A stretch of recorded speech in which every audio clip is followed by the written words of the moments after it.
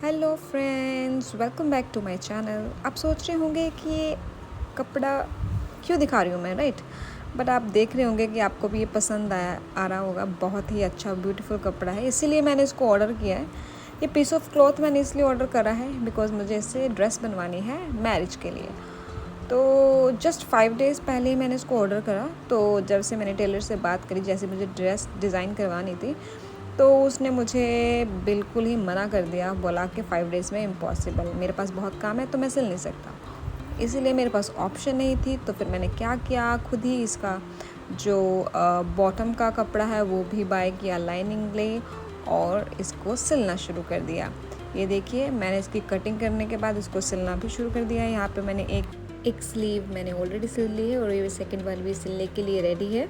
तो यस, ये मुझे सिलने में चैलेंज ज़रूर आ रहा है बिकॉज़ ये जो क्लॉथ है थोड़ा सा थिक है, तो एक दो सुई भी ऑलरेडी टूट चुकी है, but still I have to manage. तो मैंने जो सेकंड स्लीव है उसको भी सिलना शुरू किया है यहाँ पे, और यहाँ पे मैं इसको अटैच कर रही हूँ अपने सूट के साथ। तो लाइक सारा काम हो चुका है, मेन काम जस्ट थोड़ा सा, जैसे अभी मुझे बॉटम से इसको फोल्ड करना है, तो मैंने उसको फोल्ड किया है। जस्ट अभी इसको तरपाई करनी है। तो ये फाइनली मेरा जो सूट है वो प्रॉपर ऐसे लुक में रेडी हो चुका है, और मैंने इसको ऑलरेडी वेयर करके देखा है तो फिटिंग भी बहुत अच्छी आ रही है। तो अभी जस्ट इसमें जो है, जो मुझे तरपाई वाला काम ही रहता है, तो फ्रंट पे और स्लीव्स पे मैंने ये जो हैवी क्लॉथ है उसको यूज़ करा, और बैक पे मैंने सिंपल जो लाइनिंग और जॉर्जेट है वही लगाई है। और तरपाई के बाद ये जो है उसको फिर जो बाकी की सेटिंग है वो बाद में करूँगी मैं। और यहाँ पे जो मेरा सूट है वो रेडी हो चुका है, और अब बारी है बॉटम की।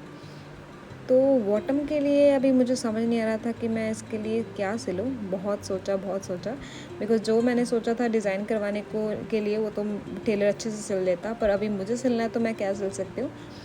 तो फिर मैंने सोचा कि ऐसा करते हैं, मैं अम्ब्रेला कट प्लाज़ो सिलती हूँ। तो फिर मैंने उसके हिसाब से यहाँ पे कटिंग करनी शुरू कर दी है। तो इसकी जो कटिंग है कुछ ऐसे होती है। तो थोड़ी सी बेसिक मुझे नॉलेज थी तो मैंने इसको कटिंग करना शुरू कर दिया है। तो यहाँ पे लाइक इसको समोसा कट भी बोलते हैं बिकॉज समोसे की शेप में, ट्रायंगल शेप में इसको मैंने पहले फ्लोर पे बिछाया कपड़े को और कटिंग भी करी है। तो ये देखिए, मेरी कटिंग जैसे मैंने सोचा था वैसे मैंने ऑलरेडी इसको कट कर लिया है। अब बारी है इसको सिलने की।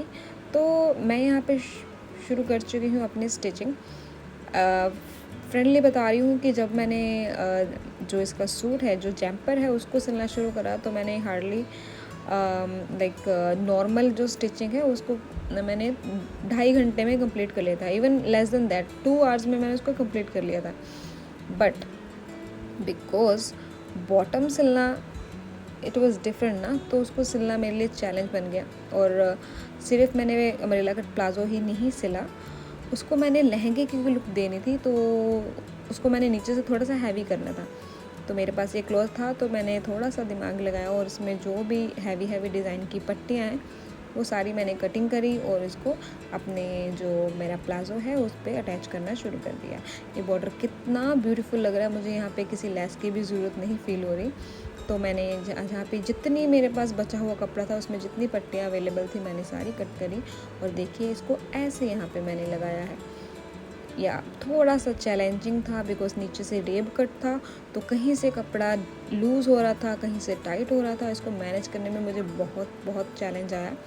इसीलिए अगर मैं इसकी बात करूं तो मुझे ऑलरेडी 3 to 4 आवर्स हो चुके हैं।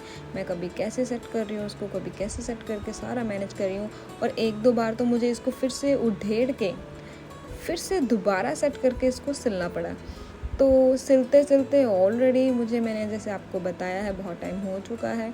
और यहाँ पे जो फाइनल लुक है वो मुझे लेसेस के साथ देनी है। तो मैंने जहाँ पे भी मैंने सोचा था तो मैंने लेसेस की यहाँ पे पट्टियाँ लगाई हुई हैं। तो लेस लगाने के बाद इतना ब्यूटीफुल लग रहा है, जैसा मैंने सोचा था उससे भी ज़्यादा अच्छा लग रहा है। तो ये सिर्फ अम्ब्रेला कट प्लाज़ो नहीं है, ये बिल्कुल लहंगे की लुक भी दे रहा है। तो जैसे मैंने सोचा था कि जो ड्रेस मैं पहनूँगी मैं चहल के लिए वैसे ही सिलूँगी, तो मैंने यहाँ पे चुटकू सी ड्रेस चहल के लिए सिली है। बहुत ही ज़्यादा क्यूट लग रही है ये ड्रेस। और अगर मैं आपको अपनी ड्रेस की बात करूँ तो ये देखिए फाइनल लुक जो रेडी हो चुका है। ये मेरी ड्रेस है, साथ में चहल की ड्रेस है। तो लहंगे के साथ आप खुद देख लीजिए कि मैंने इसका सूट भी बहुत ब्यूटीफुली स्टिच कर लिया है, ये प्रॉपर स्टिच करा है। और रेडीमेड डोरी के साथ मैंने यहाँ पे रेडीमेड लटकन लगाया, बट उसके नीचे मैंने खुद से छोटे छोटे पाउचेस भी पोटली टाइप बना के लगाए हैं। और गेंजा का दुपट्टा मैंने रेडीमेड ही ले लिया है, बिकॉज अभी मेरे पास टाइम नहीं था और सेटिंग करने के लिए दुपट्टे की भी। इसी के साथ मैंने अपना तो ड्रेस रेडी करा ही है, इसके साथ साथ मैंने अपनी बेटी के लिए भी छुटकू सी ये ड्रेस कितनी क्यूट लग रही है उसको रेडी करा है। तो यहाँ पे उसका जो बॉटम है ये प्लाजो टाइप है, और इसी के साथ जो इसकी जो ड्रेस है इसके ऊपर मैंने जो ये स्ट्रिप्स लगाई है, ये रीज़न है कि इजीली मैं उसको ड्रेस पहना सकती हूँ, और इन्हीं स्ट्रिप्स के ऊपर से मैं बाद में नोट बना सकती हूँ। तो जितना मुझे उसको टाइट करना है, जितने में वो कंफर्टेबल है, मैं उतनी टाइट नोट यहाँ पे लगा सकती हूँ। और अगर आपको जानना है कि ये ड्रेस चहल और मेरे ऊपर डाली हुई कैसी लग रही है, आप उसको फाइनल लुक मेरे वियर किया हुआ देखना चाहते हैं, तो आपको देखने पड़ेंगे मेरे नेक्स्ट अपकमिंग ब्लॉग्स। तो ये मेरे मैरिज का ब्लॉग है, आप ज़रूर देखना। और इसी के साथ में मैंने यहाँ पे एक ड्रेस सिली है जागो के लिए। तो जो जागो पार्टी थी वहाँ पे मैंने ये वाली ड्रेस पहनी हुई है। अगर आपको देखना है कि ये ड्रेस कैसी लगती है, आप तो मेरे जागो पार्टी वाला भी ब्लॉग देख सकते हो। तो इसी में से जो कुछ कपड़ा बचा हुआ था, तो मैंने उसके साथ भी अपने चहल के लिए ड्रेस, छुटकू सी ड्रेस ली है। तो चहल भी बहुत क्यूट लग रही थी। तो आपको मेरी जागो पार्टी वाले ब्लॉग में इसकी फाइनल लुक दिख जाएगी। सो आई होप कि आपको ये मेरा ब्लॉग अच्छा लगा हो, और ये जो मुझे चैलेंज आया, I must want to share with you, and thank you for watching.